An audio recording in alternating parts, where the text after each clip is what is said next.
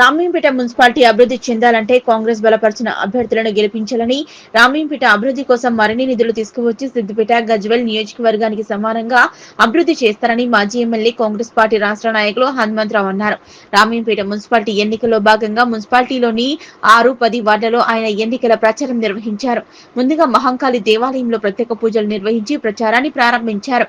దేవాలయంలో ఆలయ అర్చకులతో పాటు ఆలయ కమిటీ సభ్యులు ఆయనను శాల్వాతో, పూలమాలతో ఘనంగా సన్మానించారు. అనంతరం ఆలయ పూజారి తీర్థ ప్రసాదాలు అందజేశారు. బీఆర్ఎస్ మోసం చేస్తూ మాయమాటలు చెబుతూ అధికారంలోకి వచ్చి పేదలకు ఇలాంటి సంక్షేమ పథకాలను ప్రవేశపెట్టకుండా కర్లకొట్ట కుటుంబమే బాగుపడాలని మైనంపల్లి హనుమంతరావు మండిపడ్డారు. ర్యాలీగా తరలి వెళ్లి ఇంటింటికి తిరుగుతూ కాంగ్రెస్ హస్తం గుర్తుకు ఓటు వేసి కాంగ్రెస్ బలపరిచిన అభ్యర్థులను గెలిపించాలంటూ ఆయన ఇంటింటికి తిరుగుతూ ప్రచారం నిర్వహిస్తున్నారు. వార్డు కౌన్సిలర్ అభ్యర్థి ఎనిశెట్టి శ్రీవాణి అశోక్ గుప్తా, పుట్టి సందీప్, చైర్మన్ అభ్యర్థి లావణ్య నాగరాజులతో కలిసి ఆయన ప్రచారం నిర్వహించారు. రామయ్యంపేట మున్సిపాలిటీలో ఉన్న సమస్యలను అడిగి తెలుసుకున్నారు. ఈ సందర్భంగా ఆయన మాట్లాడుతూ రామయ్యంపేట మున్సిపాలిటీ అభివృద్ధి చెందాలంటే హరీష్ రావును రామయ్యంపేటకు రాకుండా చూడాలని, ఎన్నికల సమయంలో ఇచ్చిన హామీలన్నింటినీ కూడా ఒక్కొక్కటిగా నెరవేర్చడం జరుగుతుందని, రామయ్యంపేట మున్సిపాలిటీ కాంగ్రెస్ తోనే సాధ్యమన్నారు.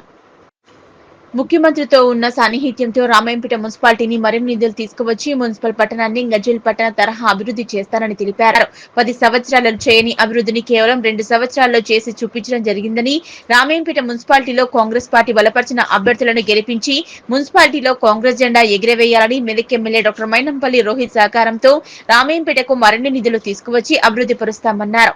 ఈ కార్యక్రమంలో మున్సిపల్ ఎన్నికల ఇన్ఛార్జ్ మైపాల్ రెడ్డి, మాజీ జెడ్పీటీసీ సరాఫ్ యాదగిరి, పోతరాజ రమణ, పట్టణ అధ్యక్షులు చింతల స్వామి, నాయకులు దేమే యాదగిరి, రాజురెడ్డి, అమరసేనారెడ్డి, దేశెట్టి సిద్దిరాములు, లింగంగౌడ్, చింతల స్వామి, యాదవరావు, శ్రీనివాస్ రెడ్డి, మనోజ్ కుమార్, రాజాసింగ్, ఎనిశెట్టి సంతోష్, దారం సంతోష్, స్వామి, రమేష్ గౌడ్ తదితరులు పాల్గొన్నారు.